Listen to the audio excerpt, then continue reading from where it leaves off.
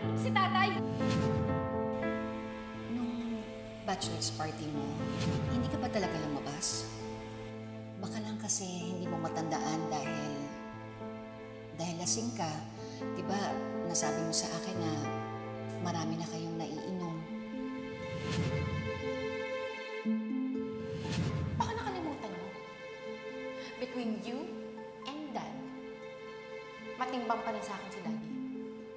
Dahil mas mahal ako ni Daddy. At mas mahal ko siya.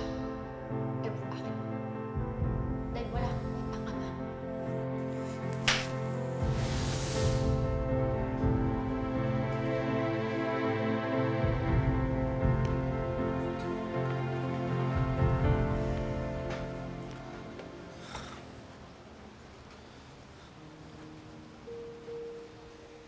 Doc?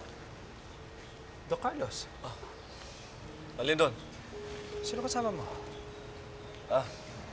Wala. Halika, inom tayo. Hindi, Doc. Alisin ako. May dadaanan lang ng kakilala ko dito.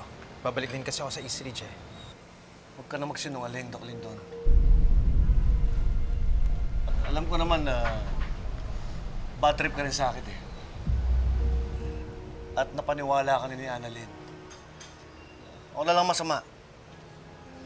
Doc, walang ganun. Alam mo ba, nag-open up sa akin si Annalyn. Hirap na siya sa sitwasyon yung dalawa.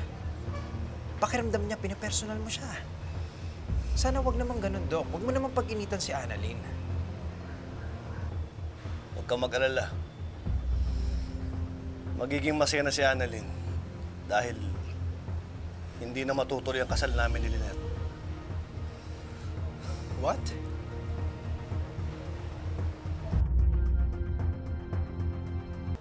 Hindi na matutuloy ang kasal namin. Sabi mo, Annalyn, huwag na siya mag-alala sa akin. Dahil alam ko naman, ayaw niya sa akin. Ayaw niya ako para kay Lynette. Kaya mag-celebrate na siya. Dahil nakuha niya ang gusto niya. Doc, hindi yun ang gusto ni Annalyn, ha? Alam mo kung ano yung mga sinasabi mo, eh. Kasi ang dami mo nang nainom. Halika na, hatid na kita, Doc. Hindi ako lasing. Alam mo ang ginagawa ko. Alam ko lahat na sinasabi ko. Tara na, halika na, hatid na kita. Sige na. Sige na, Doc, hatid na kita. Sige na, mauna ka na, umalis ka na.